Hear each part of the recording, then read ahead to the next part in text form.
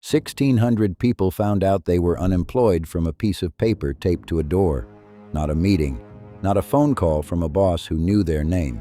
A sheet of paper on the glass, and on it, 5 words: "We are closed. Thank you." That was it.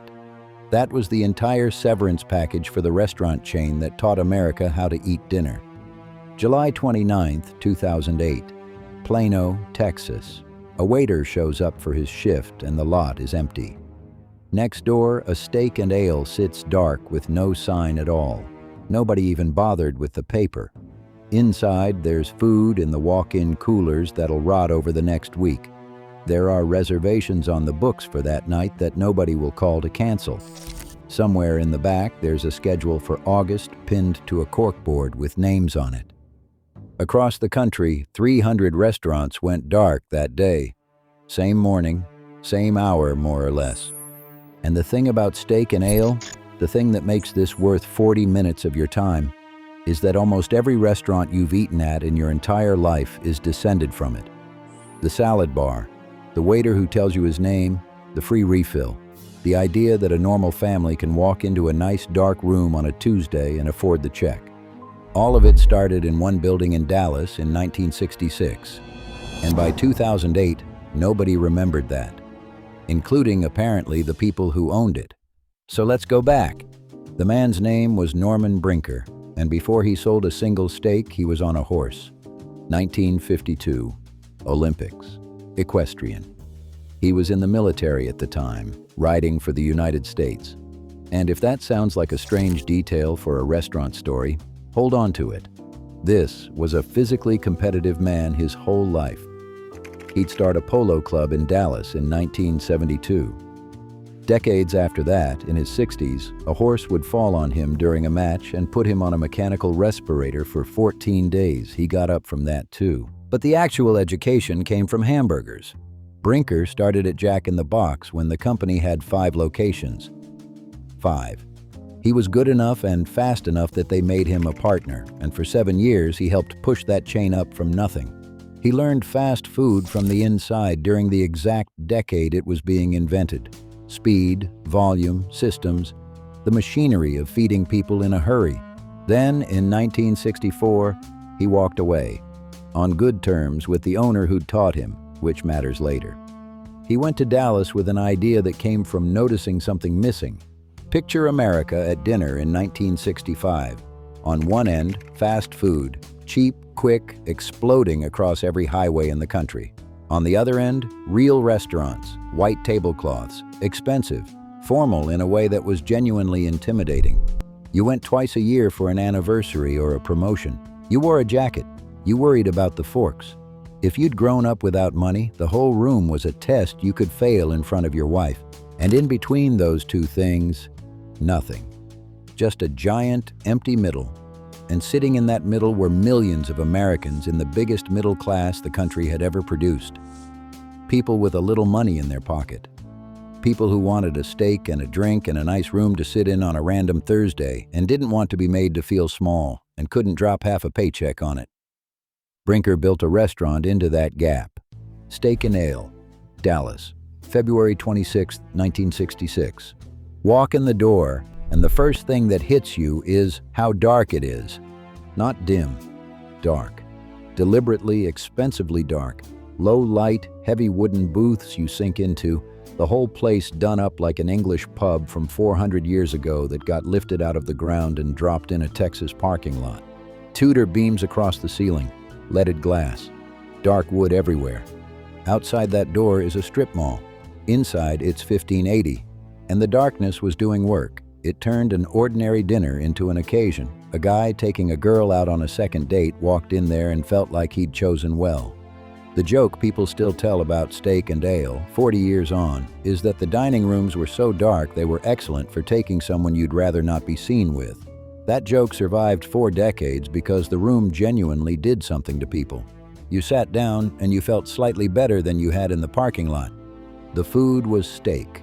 Real steak, prime rib, actual cuts of meat, at a price a working family could pay without planning around it. That was the whole pitch. Steakhouse quality, steakhouse atmosphere, No steakhouse bill and no steakhouse anxiety. Then Brinker started inventing things, and this is where the story gets strange. He put in a salad bar. In 1966, that was a new thing on this earth. The concept, you, the paying customer, getting out of your seat, walking across a restaurant, and building your own food off a buffet, was genuinely novel. Somebody had to think of it. Somebody had to convince Americans that being asked to serve yourself in a restaurant was a bonus and not an insult. It worked so hard it stopped being an idea and became a law. Within about 10 years, there was a salad bar in every steakhouse in America, then in family restaurants, then in pizza places. Every sneeze guard, every pair of tongs, every tray of pale iceberg lettuce in the continental United States traces back through a chain of imitation to a dark Tudor room in Dallas. Then he did the other thing. "Hi, my name is Andy, and I'll be your waiter tonight." That's steak and ale. That sentence did not exist before this restaurant put it in its servers' mouths. Before that, a waiter was a function, not a person, a role, an anonymous set of hands, and in the fancy places, the whole craft of service was built on being invisible. Brinker had his people introduce themselves by name. Say hello. Be a human at the table. That sentence is a punchline now. It's what a comedian says when he's doing an impression of a chain restaurant. Scripted warmth, mandatory cheer. There are people whose teeth hurt when they hear it, but run it backwards. A guy in 1966 looking at working families who felt unwelcome in nice restaurants, trying to solve that, landing on, put a name on it, make a person appear. The room is dark and it looks fancy, but there's a guy here and his name is Andy, and you are not in trouble. That was a kindness before it was a cliché. 10,000 chains copied the words and threw out the reason, and 40 years of that is what turned it into a joke. Cheaper lunch menus so you could come in the middle of the day. Free refills on soft drinks, another thing that now feels like gravity instead of a decision somebody made in Texas. Affordable prime rib. The industry eventually gave the whole package a name, casual dining. And Norman Brinker didn't just work in casual dining. He built it. He found the empty middle of the American restaurant business and put a building in it, and then everybody in the country moved in around him. By 1976, Steak and Ale was 109 restaurants, and he sold it. Pillsbury bought it, the flour company, which by then had a restaurant arm that included Burger King. 10 years in, 109 locations, and Brinker handed over the thing he'd built. He didn't take the check and go ride horses. He went with it, joined Pillsbury's restaurant division, kept climbing, and ended up running the entire thing as president. Burger King, Häagen-Dazs, all of it underneath him. And in that same year, 1976, he started another restaurant, Bennigan's. The Irish tavern thing, Fern Bar, 2-for-1 happy hours, the deep-fried Monte Cristo, aimed at young single people instead of families. It got enormous in the 80s. Same man, same year, he sold Steak and Ale. He founded the chain that would eventually die in the same bankruptcy on the same morning, 32 years later. In 1983, he left Pillsbury and bought 23 struggling burger restaurants in Dallas called Chili's. You know the rest of that one. Chili's went global. He took it public. They eventually renamed the whole company after him, Brinker International. Over 1,000 restaurants, then 1,400. Maggiano's, On the Border, a piece of macaroni grill, billions in annual sales, 90,000 jobs. There's a display at the University of Houston's Hotel and Restaurant School that lists the chains tracing their lineage back to Norman Brinker. Companies founded or run by people he trained. 53 of them. 53 chains. That's not a career. That's a bloodline. And the reason for it was that Brinker mentored people compulsively, developed executives, and then let them walk out the door to start their own things, even when letting them go cost him money directly. He'd left Jack in the Box on good terms with the man who taught him back in 1964, and he spent the rest of his life paying that forward to anyone who came through his organization.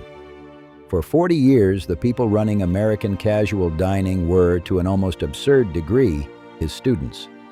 So Brinker was fine. Brinker was more than fine. The restaurant that started all of it was not fine. Steak and ale topped out in the late 1980s at around 280 locations, 280 dark Tudor rooms, and then it began coming apart for the worst possible reason. It didn't get beaten by a better idea. It got beaten by its own idea, handed back to it 100 times over by everybody else. Look at what filled the American middle between 1985 and 2000. Applebee's, TGI Fridays, Olive Garden, Outback, Ruby Tuesday, Red Lobster, Cheesecake Factory, Chili's, Brinker's own Chili's, the man competing with himself. Every one of them operating in the exact space Steak and Ale opened up. Salad bars or their equivalent. Servers introducing themselves by name. Same promise. Good room, real food, price you can handle, no jacket. Steak and Ale wasn't out-innovated. It drowned in copies of itself. It dug a moat in 1966, and the moat turned into an interstate. And underneath that, something slower was happening. The country's taste moved. The entire premise of the place was heavy. Prime rib, meat and potatoes, rich food in a dark room. That was aspirational in 1970. By the mid-90s, America was drifting toward lighter food, brighter rooms, more variety on the menu, and a general suspicion of the steak dinner as the default nice night out. The dark Tudor pub stopped feeling like an escape. It started feeling like where your parents went. Then it started feeling like where your grandparents went.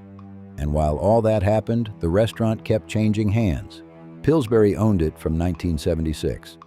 In 1982, Pillsbury spun Steak and Ale and Bennigan's off into a separate company, S&A Restaurant Corp. In 1988, Metromedia bought it. Metromedia being the holding company of billionaire John Klug, a sprawling thing with interests in radio stations, entertainment, and medical equipment. In 1993, they merged Steak and Ale in with their other steakhouse brands, Ponderosa and Bonanza, all run under one umbrella. Read that sequence again. A flour company, a spin-off, a media conglomerate that also sold hospital equipment. At no point in that chain of custody is there a single person whose life's work was this restaurant. Brinker walked out in 1976. After that, Steak and Ale was an asset, a line on a page, sitting next to Ponderosa and a medical device business, managed by people who were perfectly competent at managing things and had no reason on earth to love it. That's the part that never sat right. Not the copying. The copying was inevitable. That's just what happens to good ideas. What bothers me is that this restaurant outlived its own reason for existing by about 30 years, and in all that time nobody ever decided anything about it. There was never a meeting where somebody said, "The world moved. Here's what Steak and Ale becomes now." It just kept running. Coasting on momentum, aging quietly, while the industry it fathered got faster and brighter and better funded, and the parent company's name changed above it like weather passing over a building nobody was inside. A restaurant isn't really a business. It's a theory about how a person should feel when they sit down. That kind of theory needs somebody in the room who believes it. When the believer leaves and only the balance sheet stays, the place doesn't die right away. It can coast for decades, but it loses the ability to answer why it exists. A restaurant that can't answer that is real estate with a kitchen in it. By 2008, there were 58 Steak and Ales left, down from 280, and every single one of them was corporate owned. Not one franchisee. Nobody with their own money on the line, their own name on the lease, their own reason to fight for one specific building in one specific town. That detail is about to matter more than anything else in this story. The end comes fast and it comes ugly. Late May 2008. Clay Dover, the president and CEO of Metromedia Restaurant Group, quits. Abruptly, about 6 months into the job, his stated reason. He and the owners couldn't agree on the strategic direction of the company. Days later, the Wall Street Journal reports the company has prepared a bankruptcy filing. Metromedia denies it, flatly, while admitting in the same breath that they're having difficulties. 2 months after that denial, it happened, July 29th, 2008. And it wasn't Chapter 11. Chapter 11 is reorganization. It's the version where you shrink, restructure the debt, close the weak stores, and try to survive. It's a hospital. This was Chapter 7, Liquidation. Sell every asset, pay the creditors what you can, turn off the lights permanently. And the company didn't file it eagerly. The lender, GE Capital, was the one forcing the issue. Managers in the Dallas area said they were told early that Tuesday morning to furlough their staff and go home, for good. There's something specific about a Chapter 7 in a restaurant that people don't think about. A Chapter 11 gives you a wake. There's a visible decline, an announcement, last dinner services, regulars coming in one more time to tip the staff heavy and say something to a waitress they've known for 8 years. Chapter 7. In a service business is a switch being thrown. No last night, no farewell, a phone call, or you drive in and the lot's empty. In Plano, employees found the sheet of paper on the door. We are closed. Thank you. Next door at the Steak and Ale, not even that. Just an empty building in the middle of the day, which is the wrong time for a restaurant to be dark, and anyone driving past would have known something was wrong without being able to name it. That was the eulogy. Closed. Thank you. Bennigan's went down the same morning, in the same filing. Brinker's other creation, killed alongside his first one. Over 300 restaurants total. Thousands of people out of work by lunchtime. But here's where corporate structure decided who lived. The franchise-owned Bennigan's survived. About 138 of them, domestic and international, owned by independent operators who weren't named in the bankruptcy. They opened the next day. Their biggest immediate problem was convincing customers they still existed. They went straight to local news to say, "We're open, we're not them, please come in." Ponderosa and Bonanza survived too. Same parent company, different subsidiary, different line on the org chart. Lived. Steak and Ale had 58 restaurants and 0 franchisees. So Steak and Ale went to 0, completely, in one morning, 42 years, and there was nobody left holding a piece of it who could keep a single door open. Nothing about the food decided that. Nothing about whether anyone loved the place, which subsidiary you happened to sit under. That's all. Norman Brinker was alive to see it. He died in June of 2009, 11 months after the chain he founded was liquidated. Wealthy, celebrated, an industry legend with a billion-dollar company carrying his name and 53 chains in his lineage. Whether he said anything publicly about Steak and Ale closing, I can't find. Maybe there's nothing to find. Maybe a man that's successful doesn't spend much time grieving a restaurant he sold in 1976. I don't fully believe that. It was the first one. It was the one where he figured the whole thing out. There's a last chapter, and it's smaller than you'd want. The brands got bought cheap after the liquidation.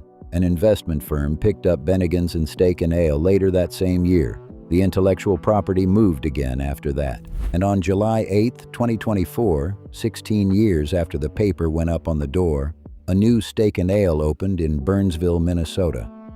The first one since the lights went out. More planned for the Midwest and Texas. The people behind it knew precisely what they'd bought, which wasn't a restaurant. It was a feeling. There's a stone walkway running down the middle of the new dining room as a nod to the old Tudor look. The salad bar is back. The CEO said flat out that he knew he'd be tarred and feathered if he didn't put one in. The honey wheat bread is back. They'll tell you straight that the nostalgia is the business plan. The emotional connection is the marketing. Maybe it works. I hope it does. But what's coming back isn't what was lost. Steak and Ale in 1966 was a bet. A bet that an entire category of American life didn't exist yet and should. A man looked at a country full of people with nowhere decent to eat and built the nowhere into a somewhere. Steak and Ale in 2024 is a memory of that bet, rebuilt for people who were children the first time. That's not a beginning. That's a museum that serves dinner. Nothing wrong with a museum. Just don't confuse it with the living thing. And that's the real loss here. And it isn't the 58 buildings. Every mid-priced sit-down restaurant in America is Norman Brinker's grandchild, the salad bar at the pizza place, the server telling you her name, the free refill, the whole idea that a regular person can walk into a nice dark room on an ordinary Thursday and be treated like a guest and afford the check without doing math. All of it came out of one Tudor building in a Dallas parking lot in 1966, because one man noticed that most Americans had nowhere to eat that felt good.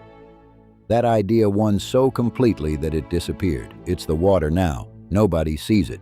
And the restaurant that thought of it first spent its last 3 decades as a line item, handed from a flour company to a media conglomerate, getting older, getting quieter, until a lender ran out of patience on a Tuesday morning in July and somebody printed 5 words and taped them to the glass. 53 chains carry the bloodline, not one of them carries the name.